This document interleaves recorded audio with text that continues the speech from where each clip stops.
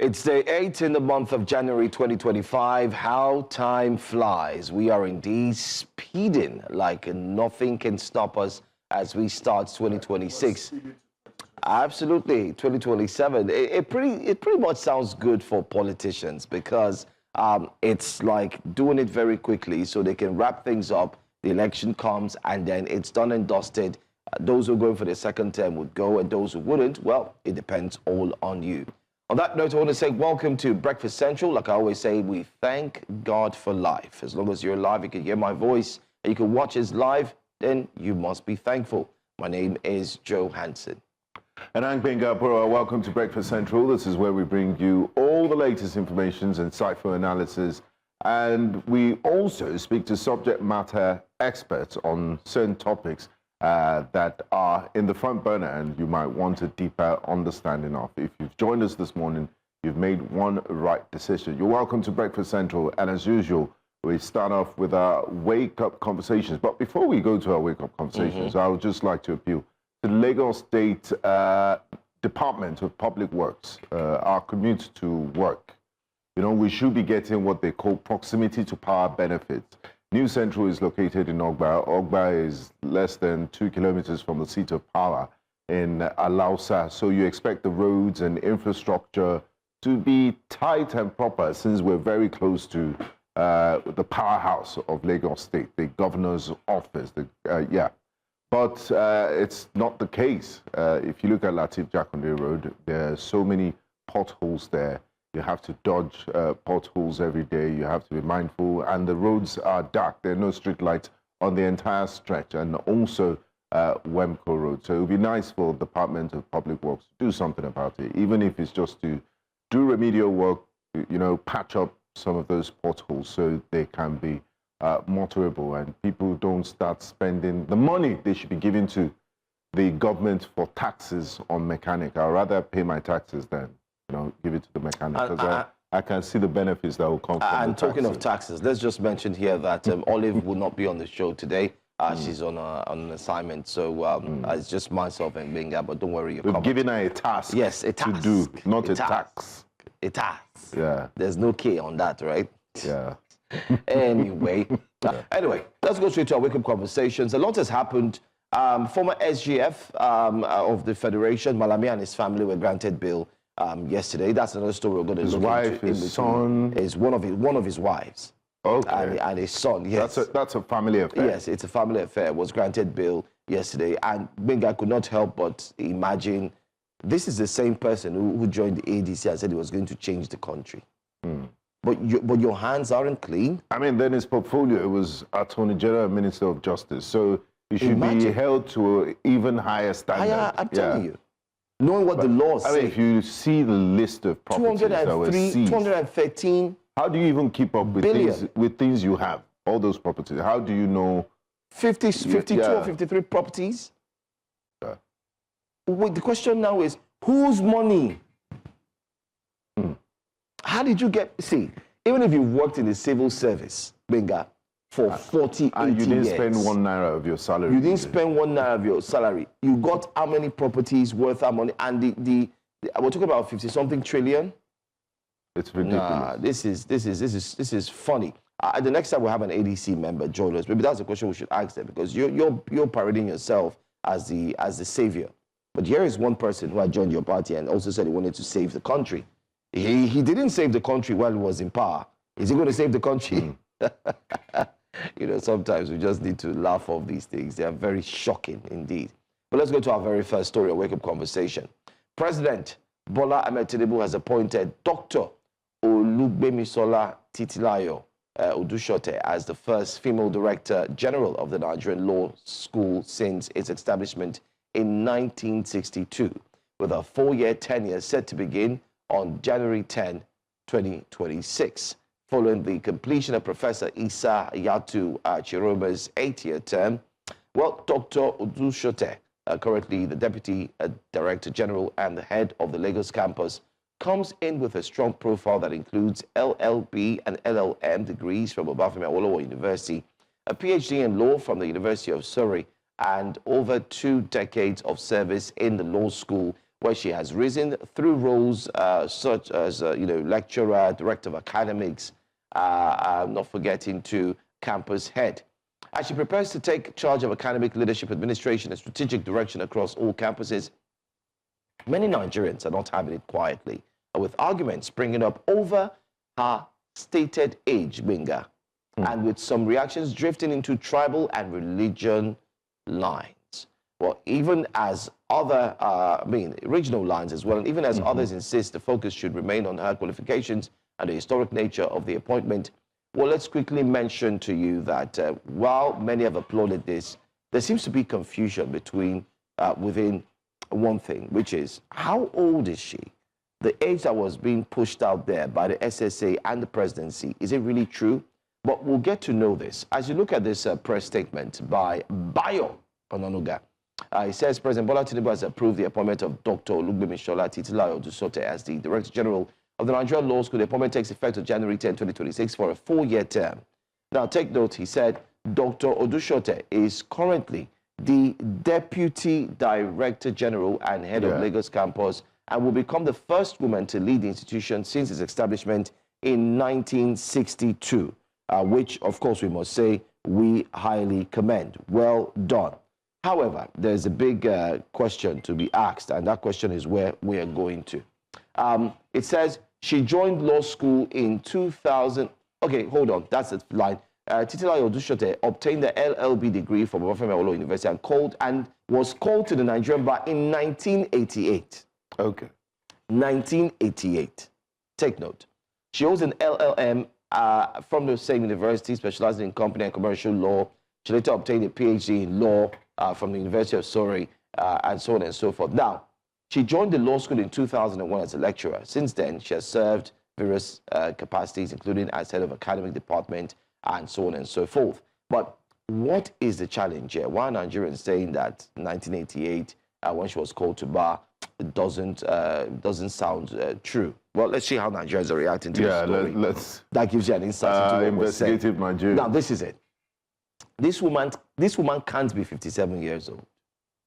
If she was born in 1968, then it means she was called to the bar at 20.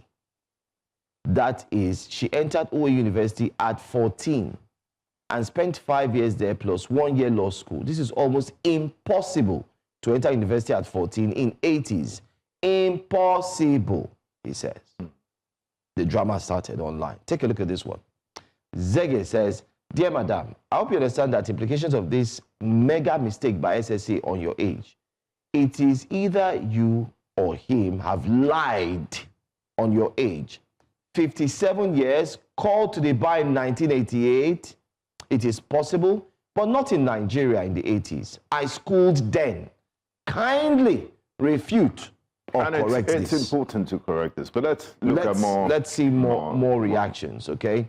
Wait, the Nigerian president, they appoint law school orgas, no wonder. Chai, so much for 3 tiers of government in Nigeria. Last world country indeed. Okay, this one is not even buying the fact that the president is now appointing who heads the law school. But then again, this appointment reflects President Tinubu's commitment to merit, inclusiveness, and institutional progress, making a positive step forward for legal education and gender representation in Nigeria. True, we agree. We agree with that. Apostle of the Most High God says, "Pa Tinubu, is it only Yoruba ethnic group that make up Nigeria? Buhari was tribalistic, but you have outdone him in this respect. Make sure that you also depend only on Yoruba votes if the Lord tarries in 2027. Yeah, I mean, the tweets are valid, especially the last one. If you recall the last appointment of the INEC chair, Professor Josh Amopito is from the southwestern part of the country. And if you look at top appointments in the Tinubu administration, a lot of them come from the southwestern part, and it's bound to make tongues wag, and people question that. I mean, Nigeria is an ethnically diverse country. Why does it seem that a lot of your top appointments have to come from the same part of the country? And the natural argument that most people say is, oh, President Buhari did it, but doesn't mean it's right. I believe any Nigerian that is qualified, irrespective of where they come from, should fulfill those appointments. But the Constitution sees this sort of things coming up, and that's why we have the Federal Character Commission. And with regards to the age controversy, I mean, there might be a clerical error somewhere, but it's important for the newly appointed DG to come out and clarify what's really going on with regards to age controversy and clear up things, because you will want to start an appointment on that footing and note, especially being a legal practitioner. I agree. I mean, just to highlight again, there's some reasonings that are available online as well. If you check, I try to run through her profile. It says multiple reliable sources, including official announcements from the presidency at major Nigerian outlets like the FRCN, Sahara Reporters, Daily Post, and media outlets say consistently report her age to be 54. Okay? In January 2026. Now, this places her birth year around 1971 or 1972, all the way to 2006, so she'll be 54. However, depending on the exact date in January 2026 and her birthday, she could have turned 54 in 2025 or earlier in 2026. She was called to bar in 1988. Now, the calculation is this, take note. If she was born in 1972, okay, in 1988, she would have been 16 years old, turning 17 later that year. It is her birthday, that is if it is a later date. But people are now saying that she was called to bar. She was called to bar in 1988, of course. So, in other words, if she was born in 1972 all the way to 1988, she would have been 16 years. If born in 1971, not 1972, she would have been 17 years. Bottom line, there's confusion over what her age is. And people who live during her time, exactly, a 5-year course. 5-year course. You're called to bar. And you've done law school. At 16. So deduct 16 by 5 years. That means you're going to university at 10 or 11. Yay! Is that possible? You must have been a genius. So, I mean, to the legal luminary, to the madam, please, we want to use this medium to beg that you clarify these things. You know, we have never had it this tough in a long while, especially from the top leadership. And we always discuss leadership here on this program. But leadership has to do with accountability. And due diligence. And due diligence. Unfortunately, as journalists, we've always had to backtrack. We have never backtracked so much like we've done in the past 3 years, where we push out information that comes from the top, even press releases, and then later on we come back trying to explain the information. There's the extra scrutiny. Because some things have changed. And, I mean, the government needs to understand the times we live in. Information is no longer unidirectional. There's feedback.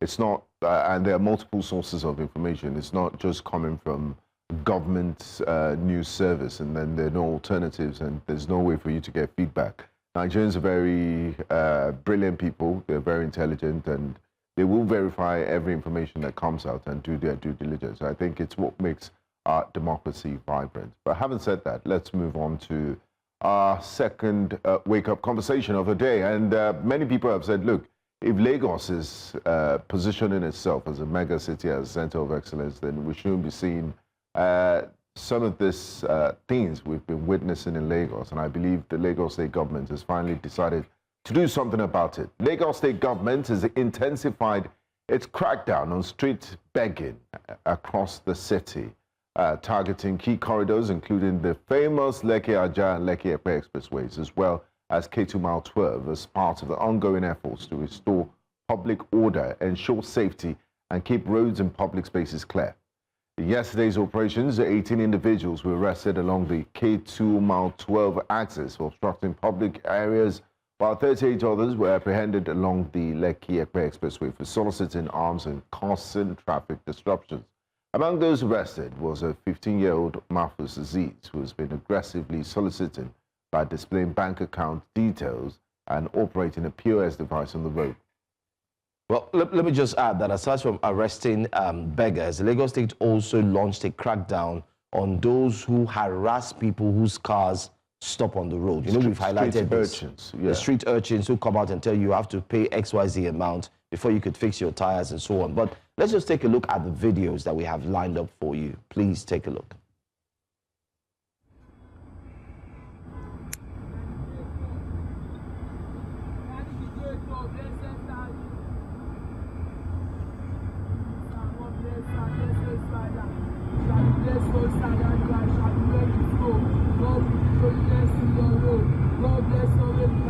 They ask for money, Abi. Yes. Why? Change the motor.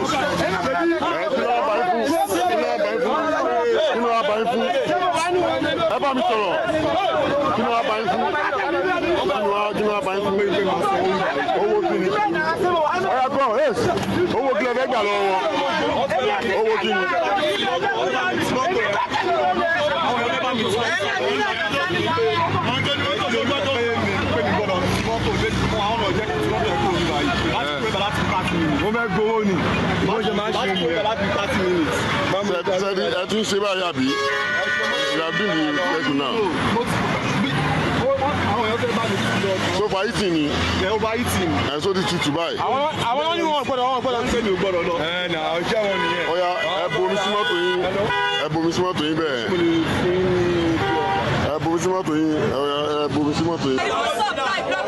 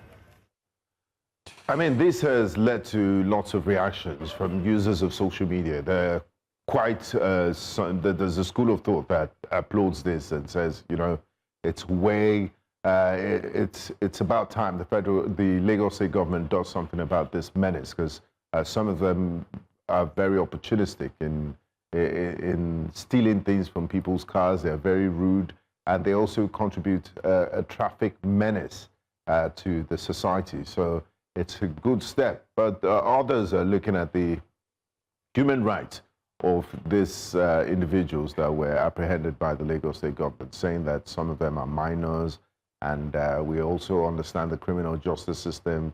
They are worried that they might just end up being in jail and awaiting trial forever. But let's take this statement the third paragraph from the Lagos State Commissioner for Environment and Water Resources, Mr. Tokunbo Wahab. The third paragraph says, in addition, one Mahfouz Aziz, age 15, was apprehended along the Lekki-Ekpe Expressway for aggressively soliciting arms. It takes it a step further by saying in displaying bank account details and operating a POS device on the road. This individual is known for repeatedly engaging in this activity despite previous warnings. It says enforcement will continue consistently across the state as well to keep our roads safe, orderly, and free from environmental and social infractions. I hope the government maintains this, because they have a tendency of coming back when they see that enforcement is lax.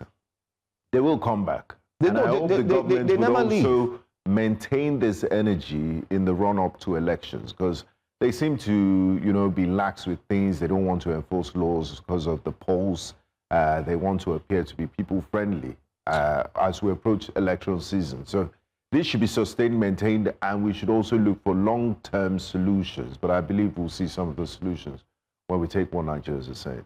Let's just go to what Nigerians are saying, because their reactions definitely are very key. Let's get to hear what you have been saying on this. Mr. Incredible says, what exactly is wrong with Nigerian leaders and basic human decency? You posted a photo of a minor, clearly stated his age, so you knew he was a child and still went ahead to publish his picture. Then you proudly claimed he was repeatedly engaging in begging despite previous warnings. How does it make sense for a government official to warn a minor for begging instead of ensuring the child is taken off the streets and properly cared for? The fact that he's still there is clear evidence of your government's failure, despite the trillions you declare annually as income. I'm not going to agree with Mr. Incredible. I'm sorry. I will not agree with him 100%, and I'll mention why maybe in the course of reacting to some of them. I think the government should be spared of that statement, and I'll explain clearly. Estoba says, imagine a beggar using POS in traffic. Soon, they graduate to high-tech robbery in traffic. My brother, they've graduated already. I will explain.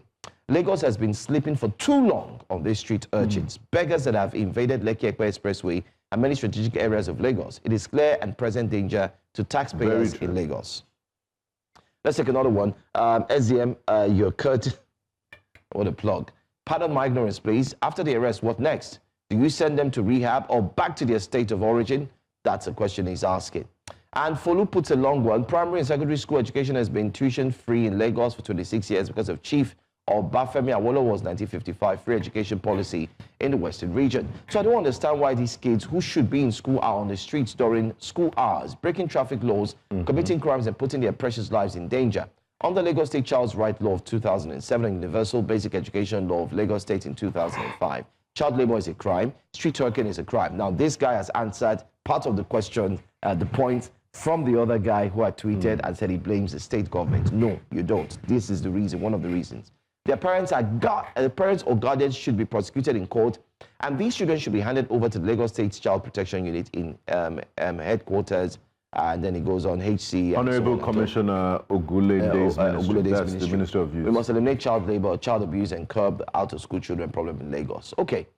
Festus says, school is free, but books and uniforms aren't free from what I understand. No free food. Only free tuition isn't enough for people who have no money. True. That's another point. Misplaced priorities. This case wouldn't be on the streets if every sector of the government were doing its job properly. And our country, as blessed as Nigeria, we're free from education, where we have free education should be nothing more than a mere formality, and where basic human needs and essential infrastructure for survival should not be difficult to access. And then he goes ahead. It's quite a lengthy read, and of course he hits on the government, saying, raiding beggars and street urchins. Look at the term you use. How does that even sound to you? Insecurity and terrorism, which have been among the country's major problems for years, remain largely unresolved. Yet raiding beggars and street urchins appears to be the main focus of the security forces. Quite a shame. Well, I don't think it's quite a shame. And it's not the security forces. It's Lagos State's kick against. Let's come back to the studio. Kai officials that are doing this. Yeah. I'm just going to say this, Gbenga, quickly as we touch on this. I think the Lagos State has slept on this for a very long time. I would always remember and allude to the time of the former governor of Lagos State, Governor Babatunde Fashola, and SAN. Fashola, at a certain point, as a governor, decided to take it upon himself to clean Lagos up. And we must be honest. He set the pace before Governor Ambode came and continued from there. Remember the Oshodi cleanup and everything. It started from Governor Fashola. And that's why we talk about always following through, passing what you've started to the next governor. Unfortunately, in Nigeria, governance or the processes are not being passed to the next. Somebody comes, it's not continuum. Somebody comes and then starts his own afresh. However, just to mention, at some point, he ensured that he cleared these beggars away from the streets. And I was an eyewitness of one where a huge truck was parked, loaded them in. We heard right there from the officials that they would be asked, where are you from? If you're from Kaduna, if you're from Calabar, back to where you're coming from. Does it mean that you don't have freedom of movement in the country? No.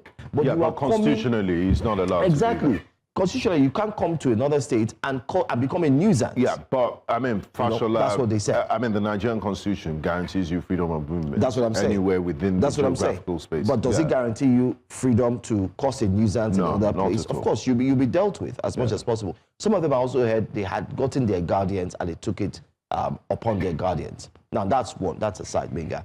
I'm very passionate about this conversation. Sorry. But another point is, these same beggars, we found out that they have people they pay to. Yeah, it's a business. Who are they are like their staff. So those children you see on the streets, this is from the grapevine. Take it from me. I'm sure there's a documentary on YouTube as well. I think you can find they have people that they work for. These people bring them from the villages from where, tell them, oh yeah, go out. You have a target. They are marketers. You have a target, you have to bring this amount. When they bring the amount, they get paid, and then they go back and do the same thing again. Lagos is loitered with these individuals. And then let's also point to the fact that there are people that encourage and enable this, especially that Lekki-Ajah corridor. Now, Lekki-Ajah is the biggest problem. There's some guys, they call them Yahoo boys, they engage in nefarious activities. They give them food. All of that. They feel it's a way of giving back to society. Please. And because these people know that, they're always there, they'll get food. Please, yes. Commissioner Honorable Tokunbo Wahab, please point your torchlight towards Ajah. Abraham, go further down. Please. You are doing it. This is long overdue. It's late, but it's better late than never. Point. Why this is very key is, if you happen to drive around that axis as early as 4 a.m. or 5 a.m., you see these boys, they are gathered in groups.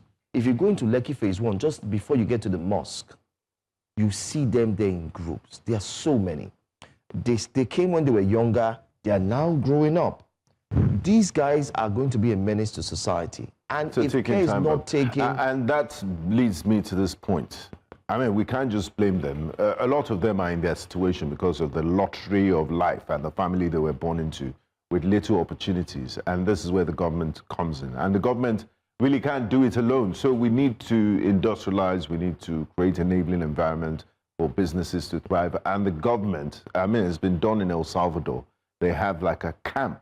So you could make them do community service for a month, 2 months. They clean up, you pay them stipends. I've always said that. And you remove them from this, you know, they have access to health, education, vocational trainings. But you have, there are large expanses of land in Ekpe and all those places. And you have mobile courts that can quickly try them and sentence them to community servicing. Because if you don't do that, it will just be a cat and mouse game. The question, because they will always return to the street. The question is, you see, Nigeria, we have smart people in power. I never want to believe that we don't have. So the question will now be, who is sitting down to draw this strategy and say, let's do this? I've said it here on this program, and I'll continue to say it. The area boys you see on the road that are causing problems, telling people to pay money before they change their tire, that's a conversation we're going to have, especially on this program. Those boys, if you have factories, take them there. You just mentioned El Salvador. There are other countries too that do that. You know, there's a lot to be said. But then again, that's all on Wake Up Conversations. We're going to read your messages on YouTube, so feel free to drop a comment or two in the course of the show. But let's bring to you our top stories for today on Breakfast Central.